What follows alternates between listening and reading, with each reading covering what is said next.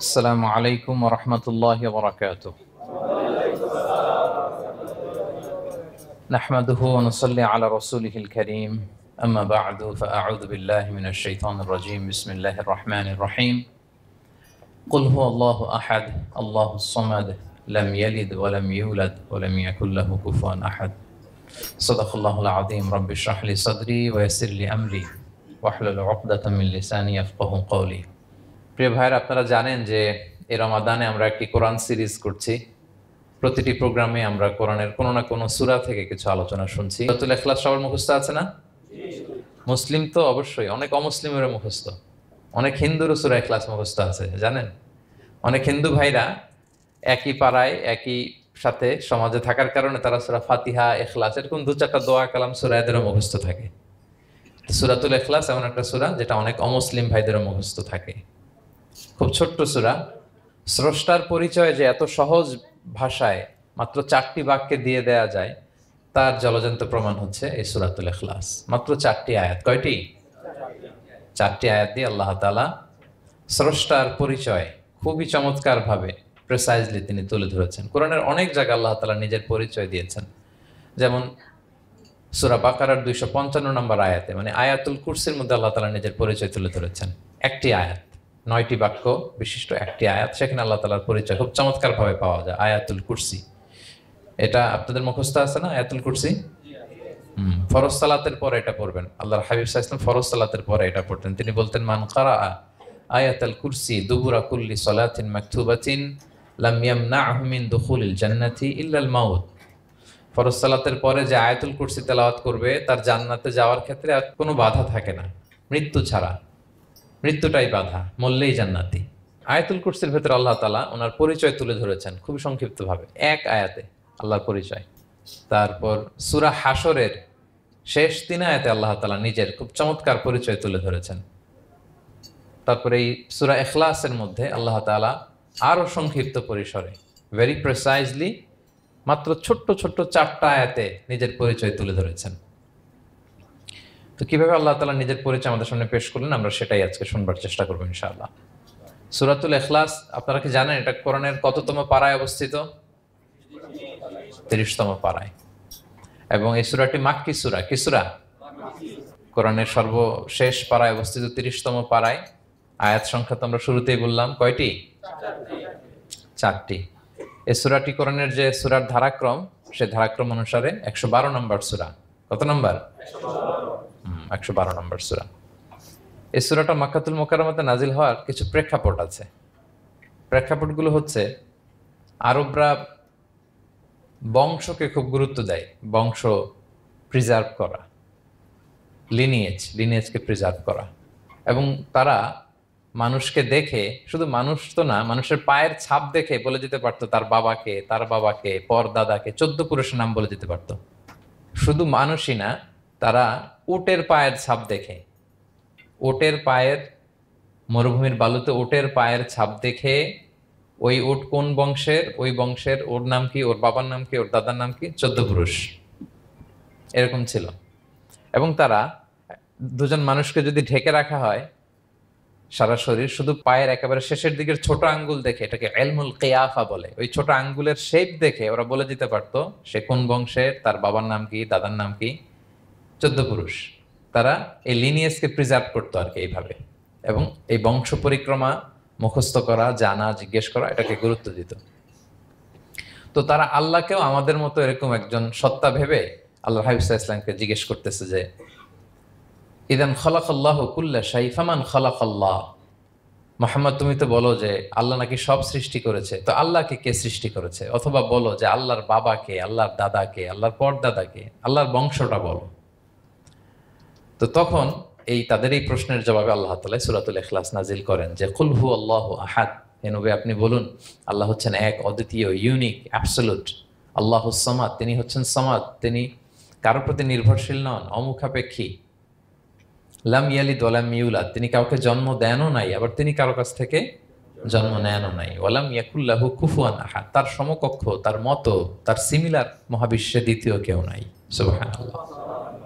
এটা হচ্ছে শানে নুজুল, কোন প্রেক্ষাপটে নাজিল হয়েছে, এটা হচ্ছে একটা বর্ণনা। আরেক বর্ণনা এসছে মক্কার মুশরিকরা জিজ্ঞেস করতে আরম্ভ করলো, ইয়া মুহাম্মদ, আমরা জানি মানুষ মাটির তৈরি, ফেরেশতারা নূরের তৈরি মানে আলোর তৈরি, এরপর জিনেরা আগুনের তৈরি, আল্লাহ কিসের তৈরি?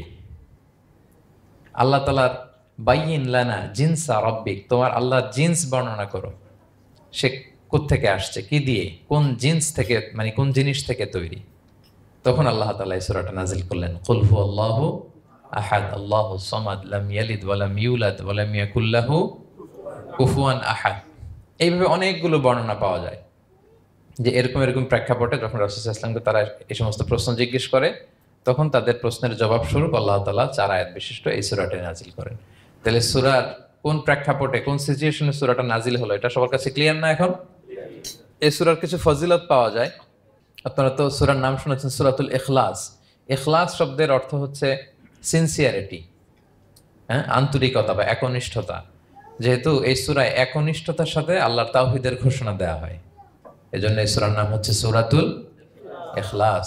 আবার এই সূরাকে সূরাতুত তাওহীদও বলে, যেহেতু আল্লাহর একত্ববাদের ঘোষণা এই সূরায় দেওয়া হচ্ছে, ওয়াননেস অফ গড। আবার এই সূরার একটা নাম হচ্ছে সূরাতুল মারিফা, যেহেতু এই সূরা মারিফা মানে জানা বা চেনা, যেহেতু এই সূরা পড়ার মধ্য দিয়ে আল্লাহর পরিচয় জানা যায়, আল্লাহকে চেনা যায়, এজন্য সূরার নাম সূরাতুল মারিফা। আচ্ছা, এই সূরার অনেক ফজিলত আছে, অনেক ফজিলত। আমরা কয়েকটা ফজিলত আপনাদের সামনে শেয়ার করবো ইনশাআল্লাহ। এই সূরার 1 নম্বর ফজিলত হচ্ছে রাসূল সাল্লাল্লাহু আলাইহি ওয়াসাল্লাম বিভিন্ন সুন্নত নামাজের দ্বিতীয় রাকাতে এই সূরাটা পড়তেন।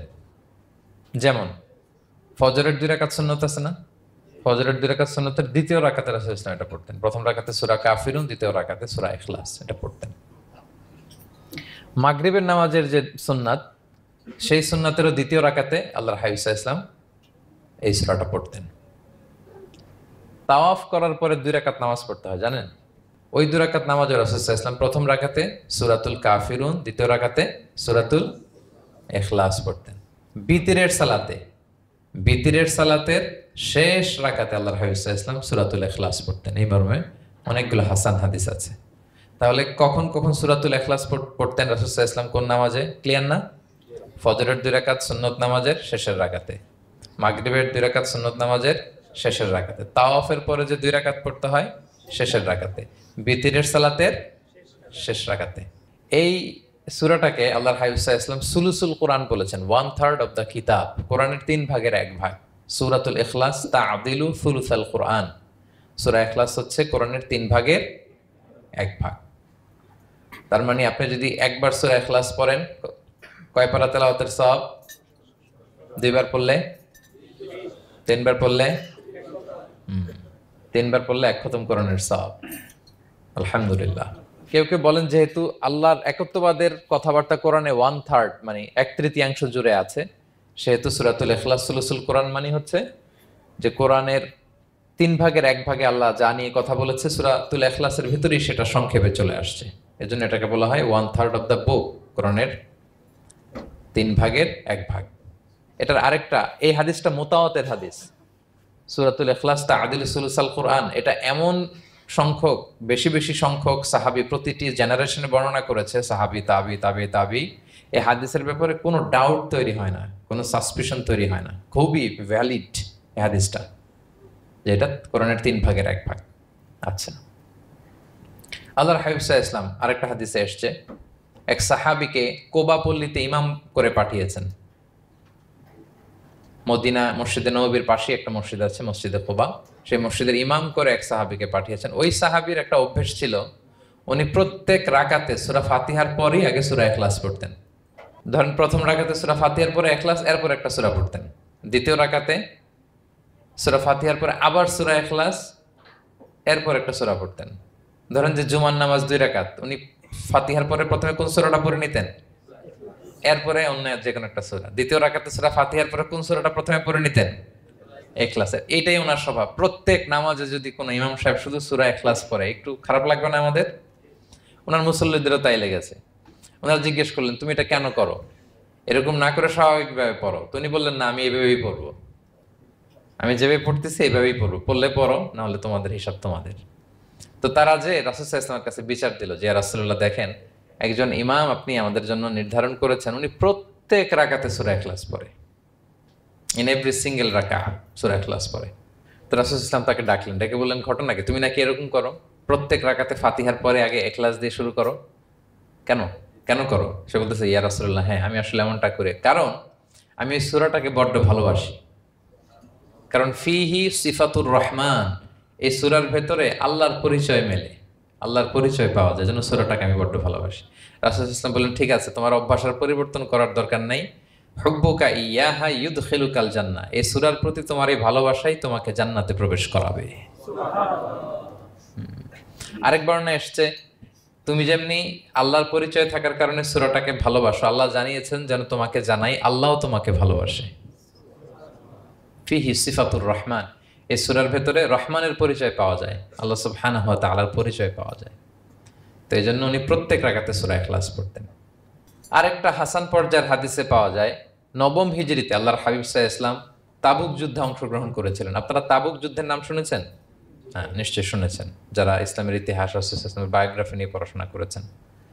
তাবুক হচ্ছে অনেক দূরে মদিনা থেকে, খুব কষ্টের সফর ছিল। তখন খেজুর পেকে সবার ঘরে খেজুর, পাকা খেজুর উঠাতে হবে, আবার প্রচণ্ড গরম, আবার সফরের দূরত্ব অনেক বেশি। এই সফরে মূলত কোনো যুদ্ধ সংগঠিত হয়, তাবুক যুদ্ধে কোনো যুদ্ধ হয় নাই।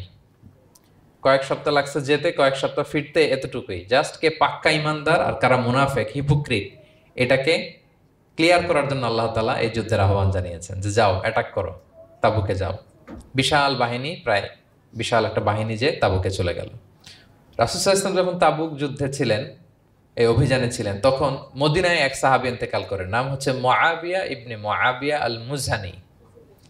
তো উনি ইন্তেকাল যখন করলেন, রাসূল সাল্লাল্লাহু আলাইহি ওয়াসাল্লাম তো এত দূর থেকে এটা জানতেন না। জিবরাইল ইসলাম এসে বললেন, ইয়া রাসূলুল্লাহ, মদিনাতে আপনার সাহাবী মুআবিয়া ইন্তেকাল করেছে। মুআবিয়া ইবনে আবি সুফিয়ান একজন সাহাবী আছে, উনি নয়, মুআবিয়া ইবনে মুআবিয়া আল মুজহানি। তখন বললেন, ইয়া রাসূলুল্লাহ, আপনি এই ৩০,০০০ সাহাবী নিয়ে এখানেই মরুভূমির মধ্যেই তার গায়েবানা জানাজা পড়েন, আমরাও আছি আপনার সাথে, আমরাও শরীক হব। রাসূল সাল্লাল্লাহু আলাইহি ওয়াসাল্লাম এত দূরে তাবুক থেকেই মুআবিয়া ইবনে মুআবিয়া আল মুজহানি রাদিয়াল্লাহু তাআলা আনহুর গায়েবানা জানাজায় শরীক হলেন। এই গায়েবানা জানাজায় সাহাবাদের সাথে ফেরেশতারাও শরীক হয়েছিলেন, দুই কাতারে, পেছনে দুই কাতার, প্রতি কাতারে ৭০,০০০ ফেরেশতা। জানাজা শেষে, দোয়া শেষে আল্লাহর হাবিব সাল্লাল্লাহু আলাইহি ওয়াসাল্লাম বললেন যে, জিবরিল, ঘটনা কি? মুআবিয়ার এত স্ট্যাটাস, এত মর্যাদা, কি কারণে তুমি দুই কাতারে ৭০,০০০ হলে ১,৪০,০০০ বিশাল ফেরেশতাদের বহন নিয়ে তুমি জানাজায় জয়েন করলে, কারণ কি? কি তার মর্তবা?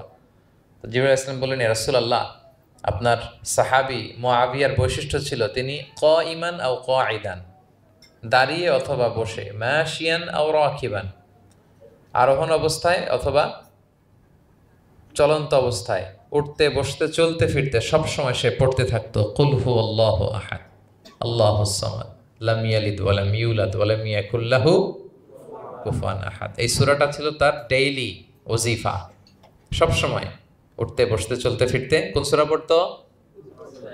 সূরা ইখলাস পড়তো। এজন্য আল্লাহ তাআলার আদেশে আমরা ১,৪০,০০০ ফেরেশতা নিয়ে তার জানাজায় শরীক হয়েছি। সুবহানাল্লাহি বিহামদিহি। তাহলে বুঝতে পারতেছেন এই সূরার মর্তবা কতটা পছন্দনীয় সূরা আল্লাহর কাছে। যদিও ছোট আয়াত, কয়টা? কিন্তু আল্লাহর কাছে এটার ফজিলত অনেক বেশি। প্রিয় ভাইরা, শুধু এখানেই শেষ নয়, আল্লাহর হাবিব সাল্লাল্লাহু আলাইহি ওয়াসাল্লাম সকালে, সন্ধ্যায়, ফজরের পরে, মাগরিবের পরে এবং বিছানায় ঘুমোতে যাওয়ার আগে তিনি সূরাতুল ইখলাস, সূরা ফালাক, সূরা নাস পড়ে হাতের মধ্যে ফু দিতেন, দুই হাত একসাথে মিলিয়ে এরকম ফু দিয়ে মাথা থেকে বডিতে যতটুকু সম্ভব তিনি মাসে করতেন। 3টা সূরাই শুরু হয়েছে কুল দিয়ে, এজন্য 3 সূরাকে একসাথে বলে কুল আস-সালাসা, মানে 3 কুল। এই 3 কুল তিনি ফজরের পর, মাগরিবের পর আর বিছানায় ঘুমোতে যাওয়ার আগে পরে হাতে ফু দিয়ে সারা গায়ে মেসেজ করতেন। আপনারা করেন?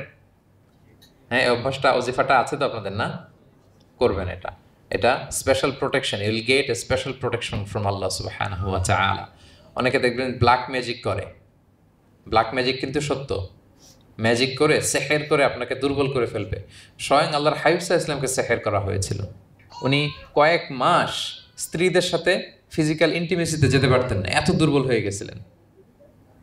লাবিদ ইবনুল আসাম নামে এক ইহুদি মিত্র, সে জাদু করেছিল রাসূল সাল্লাল্লাহু আলাইহি ওয়াসাল্লামকে। ওনার মাথার চুল চিরুনির ভেতর 11টা গিট দিয়ে সেই ব্ল্যাক ম্যাজিক করেছে। নবী সাল্লাল্লাহু আলাইহি ওয়াসাল্লাম কয়েক মাস অসুস্থ ছিলেন। পরে সূরা ফালাক নাস যখন নাজিল হয় তখন আল্লাহ তাআলা বিষ্ণু ইসলামকে সুস্থ করে দিলেন। সাহাবীদেরকে নিয়ে এক কুয়ার নিচ থেকে, চিরুনি থেকে এই গেটগুলো খুলে খুলে রাসূল ইসলাম 11টা আয়াত তেলাওয়াত করলেন। রাসূল ইসলামকে সুস্থ করে দিল কে? আল্লাহ সুবহানাহু ওয়া তাআলা শেফা নসিব করলেন। তার মানে ব্ল্যাক ম্যাজিক সত্য, সিহির করে মানুষ। আপনার সফলতা, আপনার সাকসেস, এটা সবার ভাল লাগবে না, মনে রাখবেন। সবাই এটা পছন্দ করে না। আল্লাহ আইনু হক, নজর কিন্তু সত্য, নজর সত্য, নজরের প্রভাব আছে, চোখের প্রভাব আছে। এজন্য কারো ভালো কিছু দেখলে মাশা আল্লাহ বলবেন, আল্লাহর দিকে ফিরিয়ে দিবেন ওটার কল্যাণ। কি বলবেন? একটা সুন্দর ফুটফুটে বাচ্চা দেখলে মাশা আল্লাহ, কারো সফলতা দেখলে, কারো ফার্মে গেলেন, বাগানে যেয়ে দেখলেন ফল মূল ভর্তি, কি বলবেন? মাশা আল্লাহ, বিসমিল্লাহ মাশা আল্লাহ বললে এটাতে আর ক্ষতি হয় না। অনেকে বলে যে বাবা মা মাশাআল্লাহ বলা লাগে না, বাবা মা আর নাকি মামা, এই তিনজন নাকি মাশাআল্লাহ না বললে কিছু, এটা ভুল কথা। বাবা মারও বলতে হয়। বাবাও তার ছেলের কোনো সাকসেস ভালো কিছু দেখলে কি বলবে? মাশা আল্লাহ, তাবারাকাল্লাহ, অথবা বিসমিল্লাহ মাশা আল্লাহ, এটা আপনারা বলবেন। নজরের প্রভাব আছে। আপনি সিম্পলি দেখেন, এই যে আমি আপনাদের দিকে তাকিয়ে তাকিয়ে কথা বলছি, আমি যদি অনেকক্ষণ স্টেয়ারিং করি, কারো দিকে ভেবে তাকিয়ে থাকি, সে ভালো ফিল করবে? কেন? আমি কি তার মারছি, ধরছি, স্পর্শ করছি? কিছুই তো করলাম, শুধু আমি তার দিকে তাকিয়ে আছি। তার মানে এতেই সে অস্বস্তি ফিল করতেছে। ধরেন যে আপনি কোনো একটা প্রোগ্রামে বসে আছেন, আপনার পাশে যে বসে, আপনি তার দিকে এরকম 10 মিনিট তাকায় আছেন, কোনো কথা ছাড়া শুধু তাকিয়েই রইলেন, তার কি ভাল লাগবে বলেন? সে কি কমফোর্টেবল ফিল করবে? সে ভয় পাবে, সে ভয় পাবে, অস্বস্তি ফিল। আপনি কিছুই করেন নাই, না তাকে টাচ করেছেন, না ধরেছেন, ছুঁয়েছেন, কিন্তু শুধু তাকিয়ে আছেন। দেখেন নজরের কি প্রভাব। আল্লাহ আইনু হক, নজর সত্যি। এজন্য কারো সাকসেস দেখলে আমরা সবসময় যেন মাশাআল্লাহ বলি। মাশাআল্লাহ ঠোঁটের সাথে মিলিয়ে রাখবেন। ভালো দেখলে কি বলবেন? মাশাআল্লাহ, মাশাআল্লাহ, বিসমিল্লাহ মাশাআল্লাহ, মাশাআল্লাহ, তাবারাকাল্লাহ, এটা বলবেন। তাহলে আল্লাহর হাবিব সাল্লাল্লাহু আলাইহি ওয়াসাল্লামকেও সেহের করা হয়েছিল।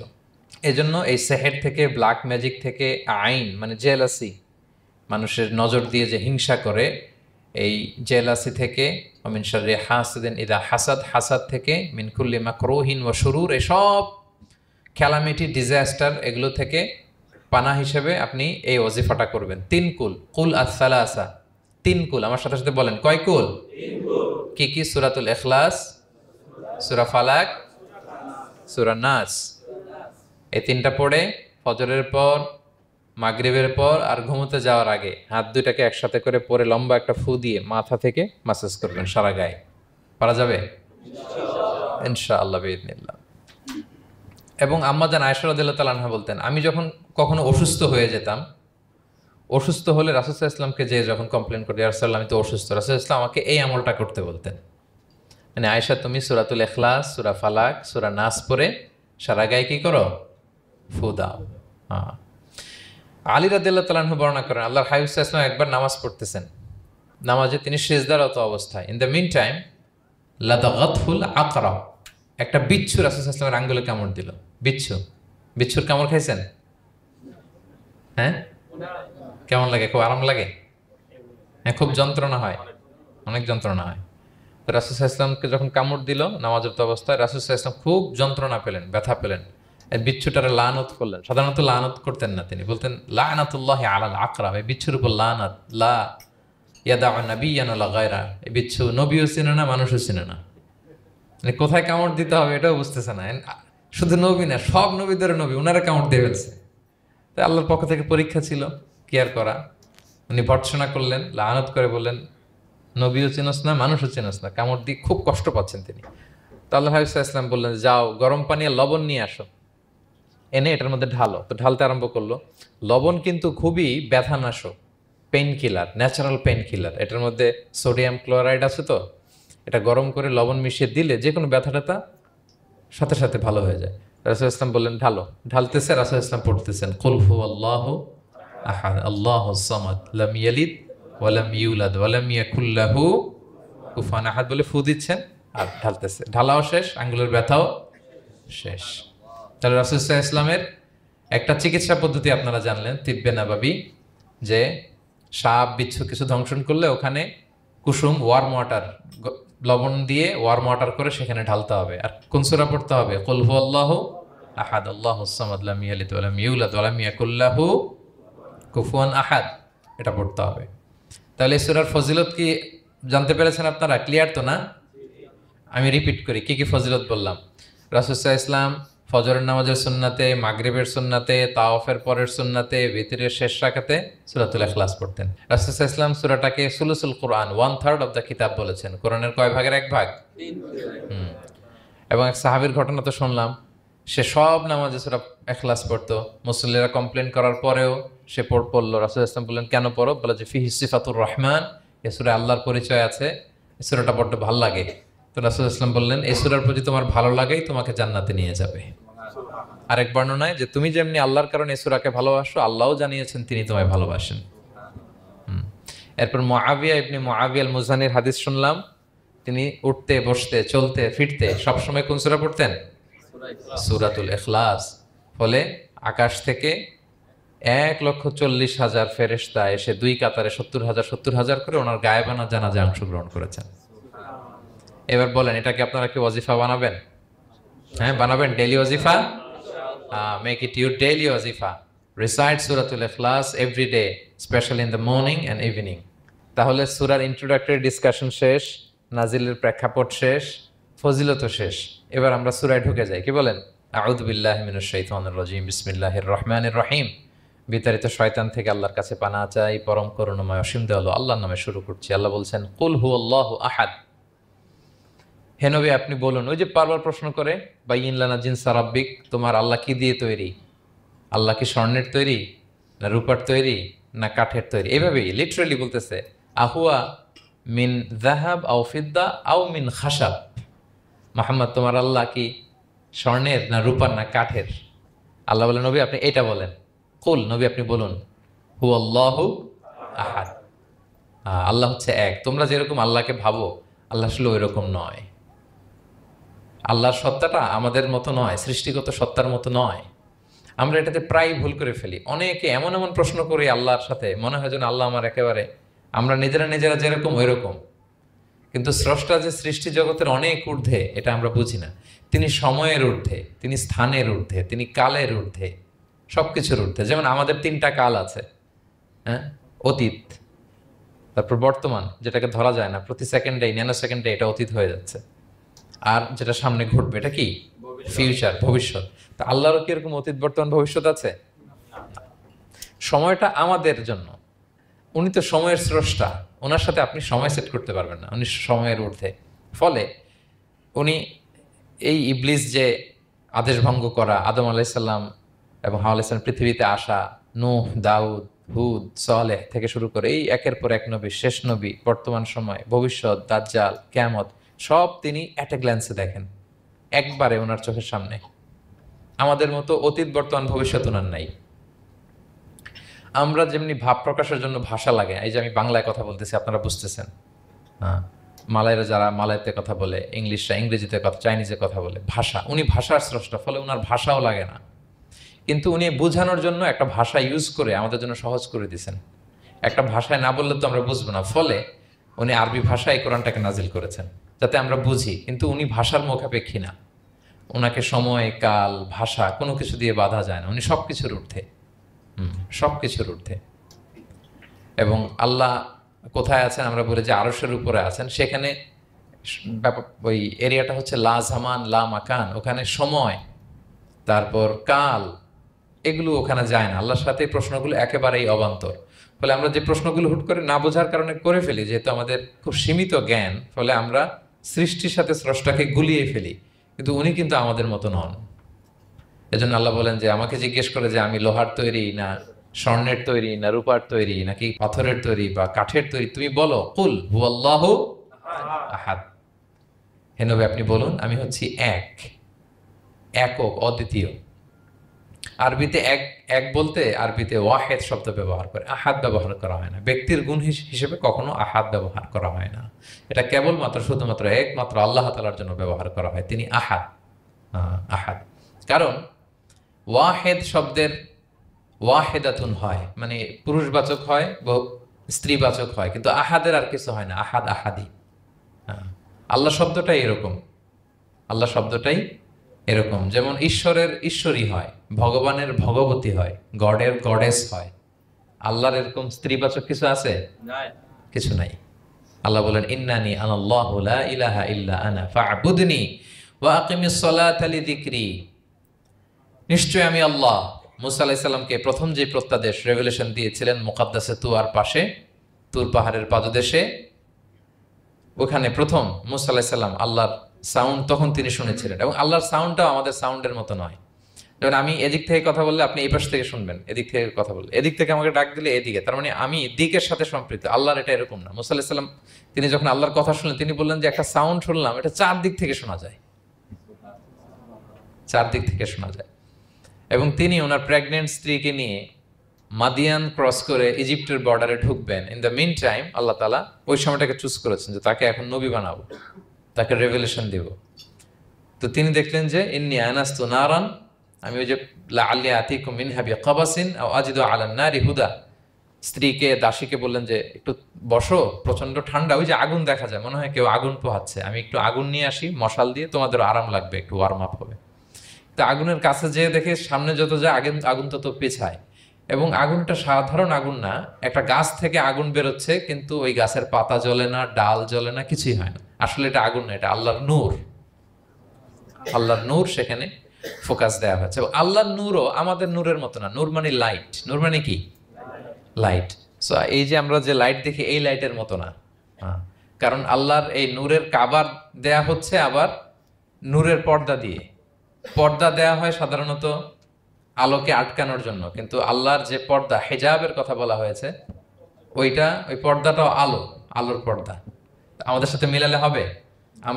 আমরা ঘরে পর্দা টাঙাই কি থামাতে বলেন তো? আলো থামাতে।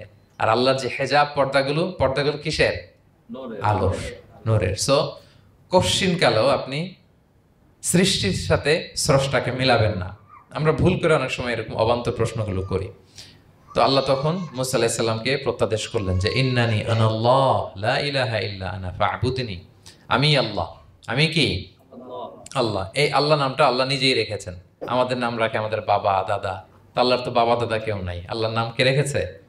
আল্লাহ নিজেই রেখেছেন। ফা'বুদনি, আমার ইবাদত করো, ওয়া আকিমিস সালাতা লিযিকরি। তাহলে এখানে প্রথম আয়াতেই শিরকের উপর কুঠারাঘাত করা হয়েছে, শিরকি আকীদাকে লন্ডভন্ড করে দেওয়া হয়েছে এবং বোঝানো হয়েছে আল্লাহ হচ্ছেন এক, অদ্বিতীয়, একক। কারণ আমরা যত ইবাদত করি এর মধ্যে যদি শিরকের স্পর্শ থাকে আমাদের ইবাদত ভ্যানিশ হয়ে যাবে, এটার কোনো দাম নাই। লা ইন আশরাকতা লা ইয়াহবাতান্না আমালুক ওয়া লা তাকুনান্না মিনাল খাসিরিন। আল্লাহ বলেন যদি শিরক করো তাহলে তোমার সব আমল বাতিল হয়ে যাবে, তোমার রোজা, নামাজ, হজ, যাকাত, জিকির কিছু থাকবে না। এজন্য শিরক যাতে কখনো আমাদের না হয়, শিরকের সাথে যেন আমাদের সম্পর্ক না থাকে। ইন্নাল্লাহা লা ইয়াগফিরু আন ইউশরাকা বিহি ওয়া ইয়াগফিরু মা দুনা যালিকা লিমান ইয়াশা। আল্লাহ সব মাফ করেন কিন্তু শিরকের গুনাহ মাফ করেন না। কি মাফ করে না? হ্যাঁ, এজন্য শিরকের সাথে আমাদের কোনো সম্পর্ক নাই। দেখেন আমরা যখন নামাজে দাঁড়াই, আমরা তাকবীরে তাহরিমা বাঁধার পরে কি পড়ি? ওয়াজ্জাহতু ওয়াজহিয়া লিল্লাযী ফাতারাস সামাওয়াতি ওয়াল আরদা হানিফা ওয়া মা আনা মিনাল মুশরিকিন। দেখেন নামাজে দাঁড়ালে আগে ক্লিয়ার করে নিতে হয় যে আল্লাহ ওয়া মা আনা মিনাল। এই যে লক্ষ লক্ষ হাজী সাহেবরা যায় ইজহার রেদা পরে, ওখানে কি পড়ে? লাব্বাইক আল্লাহুম্মা লাব্বাইক লাব্বাইক লা শারীকা লাক।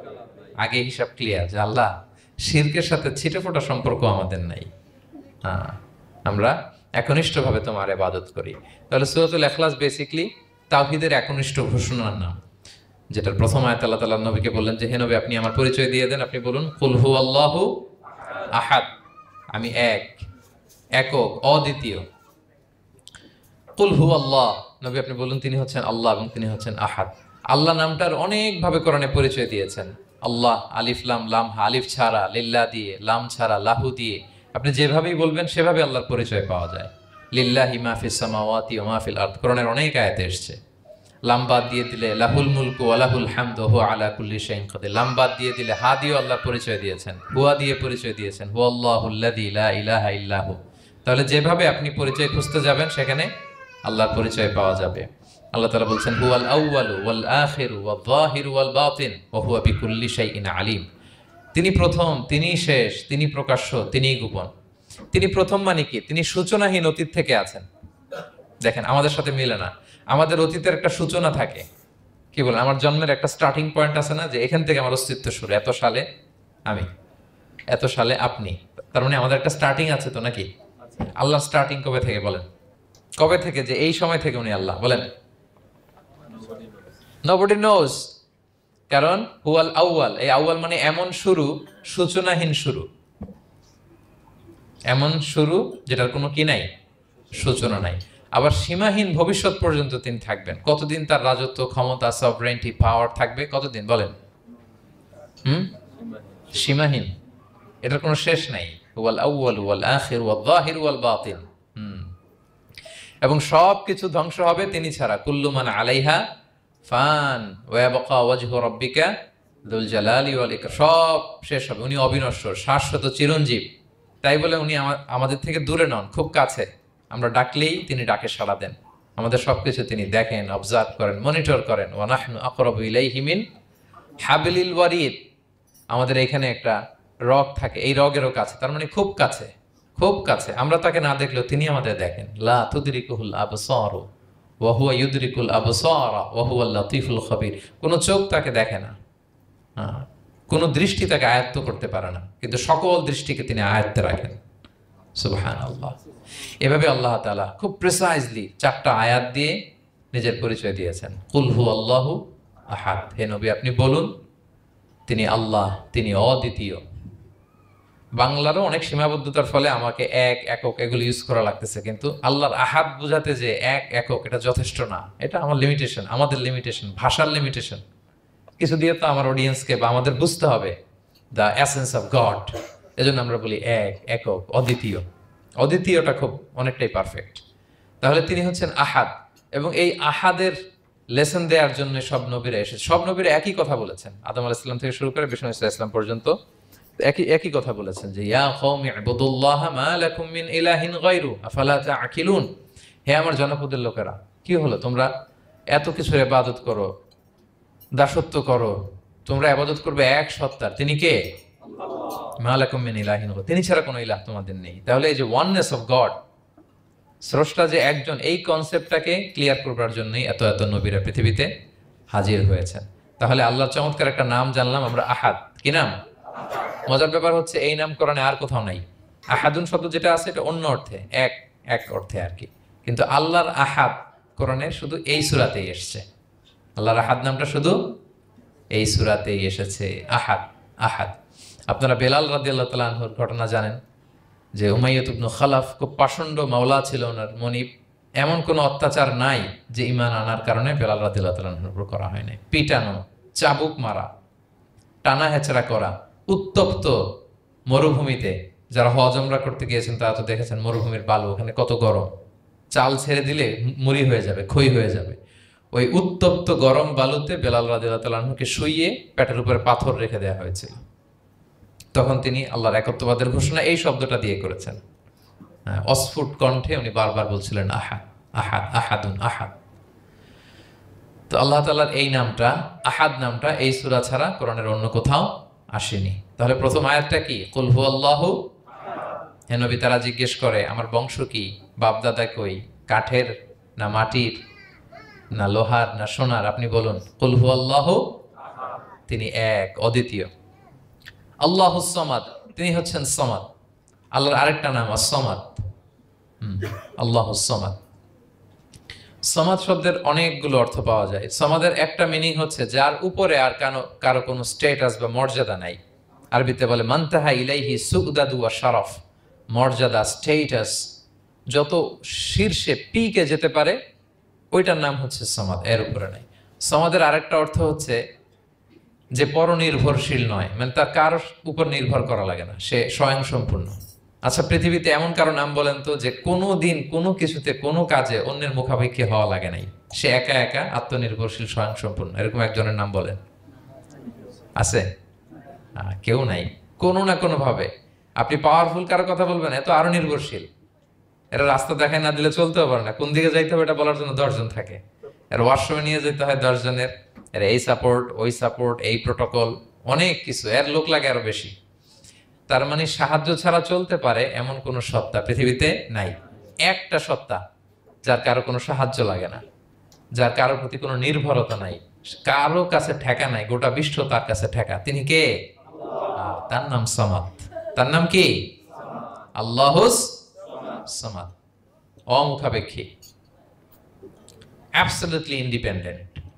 কখনো কোনো কাজে তার কারো কাছে যেতে হয় না, কারো উপর ভরসা করতে হয় না, কারো প্রতি তার কোনো ঠেকা নাই। সব গোটা দুনিয়া তার কাছে ঠেকা, তার কাছে ফরিয়াদ করে, তার দিকে ঝুঁকে পড়ে আসতে বাধ্য। ওই সত্তার নাম হচ্ছে সামাদ। সামাদ ক্লিয়ার সবার কাছে? আল্লাহ তাআলা বলছেন, ইয়া আইয়ুহান নাসু আনতুমুল ফুকারাউ ইলাল্লাহ ওয়াল্লাহু হুয়াল গনিয়ুল হামিদ। ওহে মানুষেরা, তোমরা হচ্ছে ফকির। ফকির বিমানা মুফতাকির ইলাল্লাহ, মানে মুখাপেক্ষী। কার দিকে? ফুকারা ইলাল্লাহ ওয়াল্লাহু হুয়াল গনিয়ুল হামিদ। কিন্তু আল্লাহ কারো প্রতি মুখাপেক্ষী নন। গানি, তিনি প্রাচুর্যশীল, হামিদ, সপ্রশংসিত।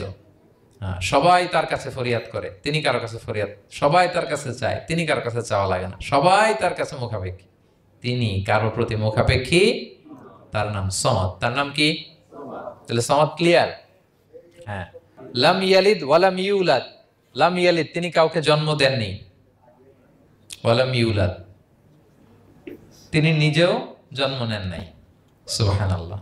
দেখেন কত সহজে পরিচয়। তিনি কাউরে জন্ম দেনও নাই, জন্ম নেনও নাই।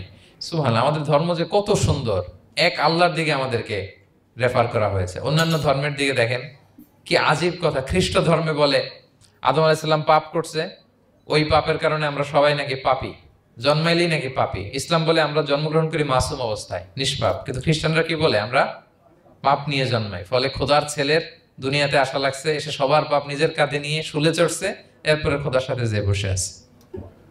এটা হচ্ছে খ্রিস্ট ধর্মের কথা। অন্যান্য অনেক ধর্মে দেখেন ল্যাংটা বাবার কাছে যে মাথা নোয়াতে হয়।